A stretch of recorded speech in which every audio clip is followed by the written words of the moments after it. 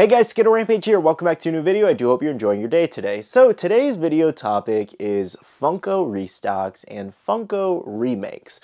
As you may have seen recently, Funko's been restocking a lot of exclusives, whether they're maybe like a year old, 2 years old. And the other part of this topic was remakes, where you might have seen they probably remade an older Grail recently, or just remade a lot of different Funko Pops as they usually do. But as of recent, it's been a lot more of the anime ones that are super sought after that not a lot of people could afford, and now we do have new variations for like 20 bucks. Both of these things have been the talk of the town lately, whether it's a good thing or it's a bad thing. So today I wanted to make a video just kind of talking about it all. A lot of you guys have been asking me my thoughts and opinions on the whole situation, and I also wanted to see how you guys felt here on my channel. So I am going to ask you this question very quickly. Do you feel that restocks are appropriate on older exclusives, as well as do you think it's appropriate for Funko to remake older Pops as they've been doing? Now, obviously, this huge argument mostly revolves around people wanting something to be limited in this hobby for Funko, as well as value is one of the biggest arguments in this whole thing. And I know not everybody is about the value in their collectibles. Some people are fine paying $15, and if it goes up in value, cool. If it never goes up in value, they still have that Pop because that's what they want. So I personally have a lot of thoughts on this because, as I've said many times over the years, I'm a collector and I'm also a value collector. I like my items being limited, I like them having some value, but at the same time, I also have tons of commons in my collection. I probably have 100 to 200 commons in my collection alone. So I am on both sides of it. I like valuable stuff and I like lower end stuff. I think I can confidently say that I am pro remakes over restocks. I would 100% prefer them to remake a character versus restocking it, especially if it's vaulted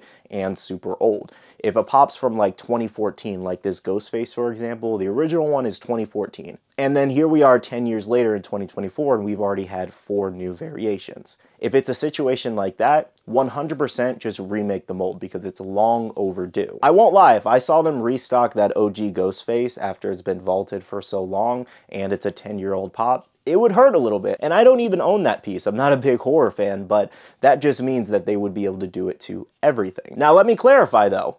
Anything within the last like 1 or 2 years, I think is fair game, especially something that is not vaulted. If it's not vaulted, it's 100% fair game, even if it's like 5, 6 years old. Even though I'm also on the side of, if it's that old, you might as well just make a new variation. There's no point in restocking that older exclusive. Because let's give you another example, like the recent Golden Frieza Pop. The original one came out in 2015, and we did actually have a Black Eyes and Red Eyes variation. But for comparison's sake, let's go over the Red Eyes variation. That SDCC exclusive trended for around $300 to $400 at its high point. And of course, in recent years, it's gone down a lot in value, it's gone back up, it's fluctuated a lot. But here we are in 2024 now, almost 10 years later, and we finally have a new variation. Let's keep in mind, this one never had another variation outside of the Black Eyes one that's trended around $70. That was the cheapest one. There's only 2 variations of that Pop until 10 years later. Now we have the Chalice one available for $20. And if you didn't know, you can head over to Chalice Collectibles and grab that newer one. And again, like the Ghostface Pop, that's 100% fair. It's been nearly 10 years since we've gotten another Golden Frieza. As my friend was pointing out, we have 1,000 Gokus, we have 1,000 Vegetas, we have 1,000 Dekus. Why can't we get another Golden Frieza? I don't feel like a lot of people are seeing it that way. Now, I won't lie, if you asked me like 2, 3 years ago, I was a little more ignorant, and I can admit that, in terms of saying, no, I don't want them to remake this $300 Pop I have. And a lot of that has to do with, I paid $300 for that Golden Frieza, you know? So it hurt me a little bit to see them come out with another variation and it crashed the value. But a lot of that is just coming from me being selfish as a collector, just wanting my things to have value and it being more limited. Again, it's a lot of ignorance to the fact that I need to understand that there's a lot of collectors out there and a lot more people want to have access to these different exclusives. So again, that's why I'm pro remakes over restocks. Because if they restock that SDCC Frieza, that would hurt my heart. Now that I've given you a couple different examples of what I mean in terms of remakes over restocks, let me give you an interesting example that we had a couple years back, and that was on the 2017 All Might. So this was a Glow Funimation exclusive again, it released in 2017. However, back in 2019, they did actually re-release this and reprint it with a 2019 barcode stamp date on the bottom. However, they released it with the 2017 sticker for some reason. I don't know why they didn't give it an updated sticker. That was super weird. This messed with the value a lot. Even though we did have that 2019 barcode stamp, a lot of people really didn't care for this one. It tanked the value of the original one. And they had no business reprinting that given it was vaulted at the time. If I remember correctly, it was vaulted at the time. And I think it's fair to say around that time, All Might is kind of what started a lot of the rumors that Funko could just restock anything at that point. Because up until that point, a lot of people didn't think all these older exclusives could be restocked or would return until All Might ended up back on Funimation for like 12 bucks with a 2019 printed date. And that one did bother me, especially because I paid around $250 for the Glow All Might in my collection, just for him to be worth, to this day, about 120 bucks now. Now, granted, there's been a lot of things that's happened since. Funko's been on a huge downtrend, uptrend, downtrend, and they're kind of figuring things out right now. And at the same time, My Hero Academia is over, and a lot of the My Hero Pops just don't really sell for high values anymore. So I'm not just going to 100% contribute it to that 2019 reprint, but it did mess with the value a lot. Now, another good example, as I mentioned, are the con exclusives recently, like Trafalgar Law, for example, on the Polar Tang, or the Thousand Sunny. Those showed up with 2024 dates, even though they're older exclusives, 1 to 2 year old exclusives there. Now, I do believe a majority of those were showing up overseas technically to compensate for the demand overseas, but at the same time, it's like, why are you reprinting con exclusives when it's supposed to be exclusive to that Comic-Con for that year?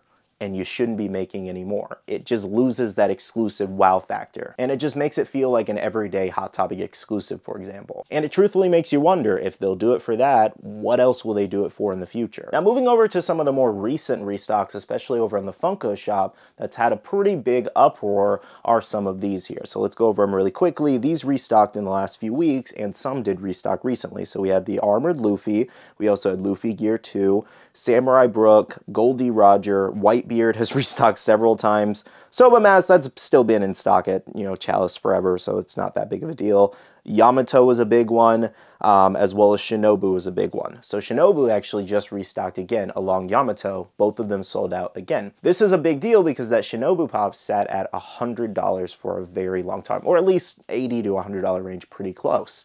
And then they restocked it, and people were like, oh, okay, that kind of sucks. That knocked it down to like $50, $60 range. Then they restocked it again. And now this one's chilling around $30 to $40. So it pretty much had the value of that exclusive at minimum with those restocks. And granted, like I mentioned earlier, this is an exclusive within the last 2-3 years. Perfectly fair to restock it. It was never vaulted in the first place, so nobody should have expected. But a lot of people are arguing it's like, oh, it's a Funko exclusive. What even is exclusive to Funko if they just restock everything 3-4 times? And that especially applies to a lot of the One Piece ones, given One Piece is obviously in huge demand. It's always going to be until the manga ends, and then, it chills out for a while. But some of the biggest complaints is that they've restocked those Samurai ones, especially into the ground, to the point that they're still sitting in stock on the website. Whereas they used to be $150 to $200 in value for those chases, and now they're super cheap. But again, it all goes back to they were never vaulted in the first place, so it's 100% fair for Funko to restock them. I think a lot more people need to understand that they're newer exclusives.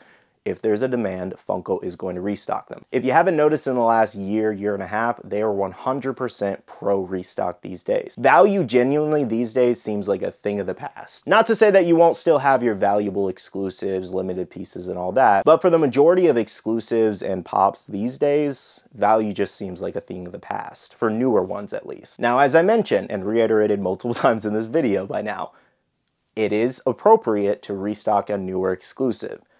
But at the same time, I believe it should be within reason. The amount of times they've restocked those armored ones is kind of insane. It's been like 6 or 7 times now for those. And it's just, again, it goes back to the fact that what even is exclusive at this point if there's like over 100,000 of them or something crazy like that, If you just keep printing them and printing them and printing them, it doesn't feel like an exclusive when it's everywhere. And a lot of that overprinting is what led to a lot of this stuff ending up at stores like Marshall's or TJ Maxx.